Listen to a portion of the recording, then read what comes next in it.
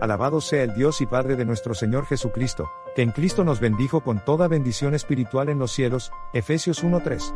A continuación, presentamos la lección número 2. El gran plan cristocéntrico de Dios. Tópicos del estudio. 25 años después de convertirse en la primera persona en caminar sobre la Luna, Neil Armstrong escribió una nota de agradecimiento al equipo creativo que diseñó el traje espacial, la Unidad de Movilidad Extravehicular, EMU, por las siglas en inglés, en el que dio esos pasos históricos. Pablo comienza su carta a los Efesios con una majestuosa nota de agradecimiento, alabando a Dios por las bendiciones que ha derramado, bendiciones tan esenciales para la vida de los creyentes como lo es un traje espacial para alguien que camina sobre la Luna. Pablo argumenta que Dios ha estado obrando en estas bendiciones esenciales desde antes de la creación del mundo, Efesios 1:4, y alaba a Dios por obrar a lo largo de los siglos en favor de los creyentes. Aceptos en el amado. Efesios 1:3-6. Una nota de agradecimiento generalmente incluye una descripción del regalo recibido. Pablo incluye una larga lista de regalos en Efesios 1:3-14 mientras agradece a Dios por las bendiciones del Evangelio. Pablo alaba a Dios por el hecho de que en Cristo nos bendijo con toda bendición espiritual en los cielos, Efesios 1:3. El hecho de que las bendiciones sean espirituales, griego, neumáticos, sugiere que ocurren mediante el Espíritu, neuma.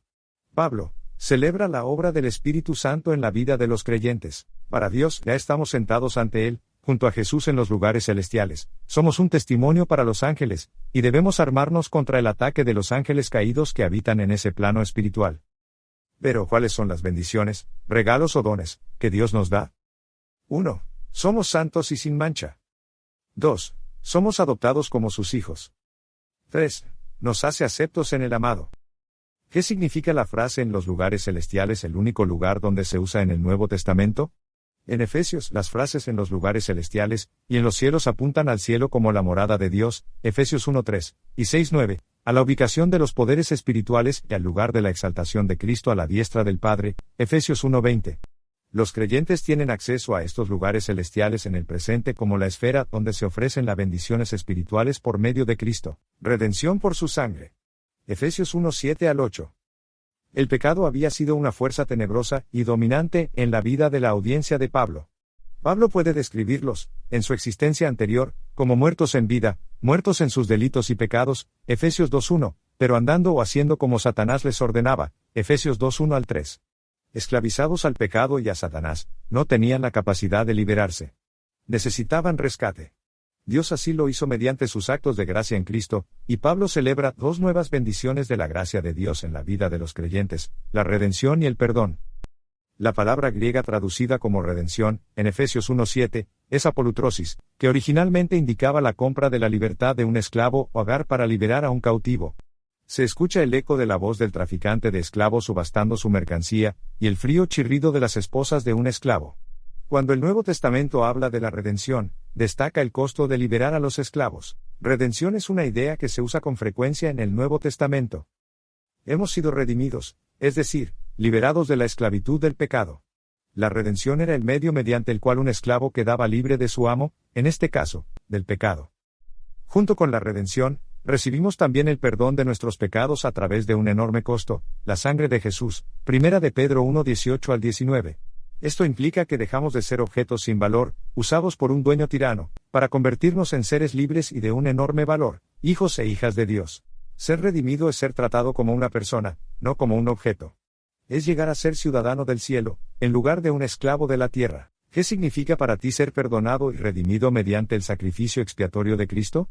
¿Y si sientes que no lo mereces? Vista, no eres digno. Ese es el centro neurálgico de la cruz. Reunir todas las cosas en Cristo. Efesios 1:9-10. ¿Cuál es el plan de Dios llegado el tiempo y cuán amplio es su alcance? Dios nos ha hecho conocer su designio secreto, o sea el plan que Él mismo se había propuesto llevar a cabo, que se cumplirá fielmente a su debido tiempo. Este plan es el de unir bajo el gobierno de Cristo todas las cosas, tanto en el cielo como en la tierra. Efesios 1:9-10. Pablo dedica el resto de la carta a delinear este plan. 1. La unidad en Cristo se basa en su muerte, resurrección, ascensión y exaltación. 2. El plan comienza unificando a la humanidad, judíos y gentiles, en una sola iglesia. 3. La iglesia, por tanto, debe permanecer unida, evitando conductas que la separen.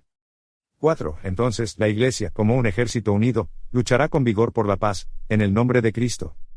Pablo advierte a los poderes malignos que el plan de Dios está en marcha, y que el gobierno divisor de Satanás terminará. Pablo anuncia la unidad en Cristo como la gran meta divina para el universo. Efesios 3:10. Nuestra respuesta a sus dones, para alabanza de su gloria. Efesios 1:11 al 12. Los creyentes de Éfeso parecen haber perdido el sentido claro de quiénes son, como cristianos, han desmayado. Efesios 3:13. En consonancia con lo que afirmó anteriormente, Pablo desea volver a reforzar su identidad como cristianos. Los creyentes no son víctimas de decisiones fortuitas ni arbitrarias de diversas deidades o poderes astrales. Son hijos de Dios y tienen acceso a muchas bendiciones por medio de Cristo, basadas en los profundos consejos y en las eternas decisiones de Dios. Es el propósito, el consejo y la voluntad de Dios, lo que se está llevando a cabo en su vida según el plan aún más amplio de Dios de unir todas las cosas en Cristo. Efesios 1:10. Debemos ser conscientes de la confianza que Dios ha depositado en nosotros. Como respuesta, nuestra vida debe ser para alabanza de su gloria. Además, en Cristo también fuimos hechos herederos. Efesios 1:11. Pero no solo recibimos una herencia de parte de Dios, sino que nosotros mismos nos convertimos en una herencia para Dios. Éxodo 19:5, Deuteronomio 9:29, 32:9. ¿Alguna vez recibiste una herencia como resultado de la muerte de alguien? Quizás un familiar te haya dejado un tesoro valioso o una suma considerable de dinero. Como elemento central de su identidad cristiana, Pablo desea que los creyentes conozcan su valor para Dios. No solo poseen una herencia de Dios, sino además son la herencia de Dios. ¿Cuál es la diferencia entre trabajar para obtener algo y elevarlo? ¿Cómo nos ayuda esta idea a entender lo que hemos recibido en Jesús? Un anticipo de los dones futuros, las arras de nuestra herencia. Efesios 1:13 al 14.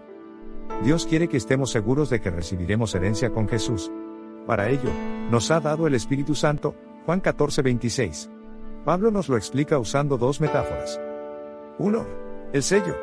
Cuando aceptamos a Jesús como nuestro Salvador, recibimos el Espíritu Santo y quedamos marcados como propiedad divina.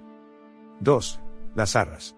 La palabra que se traduce como garantía, arrabón, era un préstamo hebreo que se usaba ampliamente en el griego común, o koiné, de los tiempos del Nuevo Testamento para indicar una primera cuota, depósito, pago inicial o anticipo, que requiere que el pagador realice pagos adicionales. Ten en cuenta que los creyentes no hacen este pago inicial, sino que lo reciben de Dios.